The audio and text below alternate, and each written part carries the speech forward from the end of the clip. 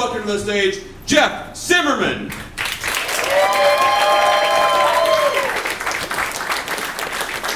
Hi friends, how y'all doing? Some dude shoved past me and grabbed the pole right where I was grabbing it, and he knocked over my groceries, and all my grapefruits and soup cans and shit are flowing everywhere. So I bend over to pick them up, and my bag on my back, I guess it comes up and it bumps some lady, and I just hear her like audibly suck her teeth. Just, some people need to stop hitting people with their bags when they're on a train, man. That's just rude, that's just wrong. And I turned around and I was like, lady, just cut me a break. I'm chasing my groceries all over the F train here, like, give me a second. And the guy next to us, Puerto Rican guy next to her, was like, yeah, bitch, you don't know the whole story. You didn't see. Somebody shoved by and knocked his motherfucking groceries all over the place. Now he's chasing his grapefruits up and down the train car. Maybe if that asshole would show some respect, we wouldn't have none of these problems in this world, huh? Bitch, you need to stay quiet till you understand the whole goddamn story. She looks at me and she's still furious. And she's like, well, do you need a plastic bag? I have several extras right here if you'd like to use some of my plastic bags. I was just gonna throw them away. I was like, yeah, I'll take a fucking plastic bag. Here you go, baby, just use them. Take two, they're kind of thin. And like, I put all my groceries in the bag and we just sat there doing nice things and hating each other. Also, man, last December, my little sister, the woman I was talking about in the first half, she had my nephew. She had a baby in December. And we were talking a whole lot right up until the baby was due, that apparently when you have a baby and you have natural childbirth, ladies, you probably know this, when you push and push and push, sometimes it's normal to take a shit while you're having a baby. Just whatever's in comes out. Everybody's laughing is learning that right now. And she was unnaturally concerned that she might do that. And so she calls me and you know, the baby is born and he's enormous and he's healthy. And I was like, oh, congratulations. And like 10 minutes later, I was like, well, come on, like, did you? And she says, no, I had a C-section. I totally got out of it. And I know why you're laughing, because that's a missed opportunity. Like, ladies, you only get one chance to take a shit on a baby. And after that, it's child abuse. You got to have a whole new baby and go through it all over again if you blow it. Don't, like, yeah, she's been a mom for 4 hours. She's already missing opportunities. When we had the hurricane in New York, everybody was gone. You didn't even see homeless people on the streets. All it was just a backdrop for Will Smith and his dog to walk down the street.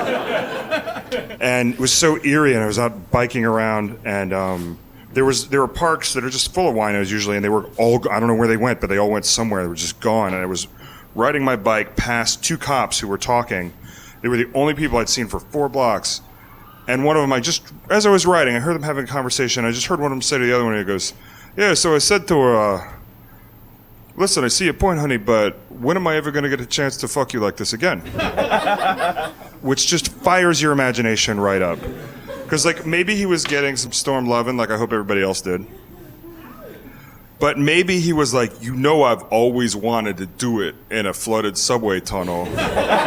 Knee deep in sewage. Come on, baby. Carpe fucking diem. Let's do this. A couple weeks ago, I was the only white guy in a tribute to Richard Pryor at this place called BAM, Brooklyn Academy of Music. Curatorially, it made a lot of sense, and I was very honored to be in the show, because I'm a huge Richard Pryor. When I was a kid, we would listen to Garrison Keillor at dinner, and then I'd run upstairs and listen to Richard Pryor. And that's kind of how I got my style. And then, so, you know, I'm a storyteller, and I had this story about this wino that I would befriended when I lived in Virginia, and it's weird. It was a feral creature that slept on my porch. And the audience was not into it. I lost the audience when I signed my lease, I think, because I live in, like, Spike Lee's offices in my neighborhood, and there was a lot of older African-American ladies who were just like, we wanted dirty jokes.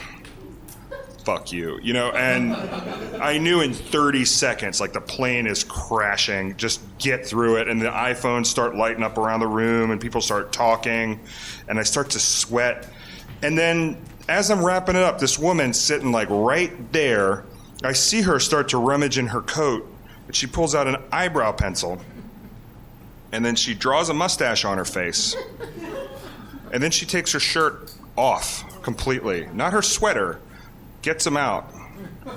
And they're more long than they are big. It's like oranges and socks. And I was just like, what the I gotta go. Like I can't crowd work this shit. And so I wrap it up, and my girlfriend is just like, "Wait, that ended weird." I was like, "Yeah, it did. Watch." And the woman jumps on stage and starts yelling a bunch of shit and waving a camera around and taping everything. And it turns out she's some kind of activist or like performance artist, which is those are both shorthand for narcissist, who is like advocating for the right for women in New York to go around topless any old fucked up time they want. And I think the women of New York know that and wisely choose not to exercise that particular privilege, because there's creeps and there's molecules flying around, and you might get that, I don't know, something on you. You might get some weird Egyptian herpes right in between them, and then what are you going to do? Just had to get on the subway like that, so avoidable.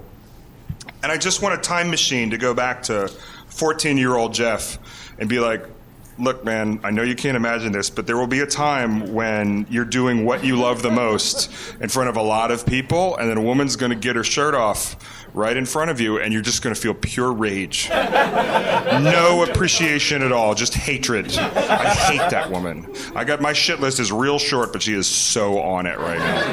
Thank you.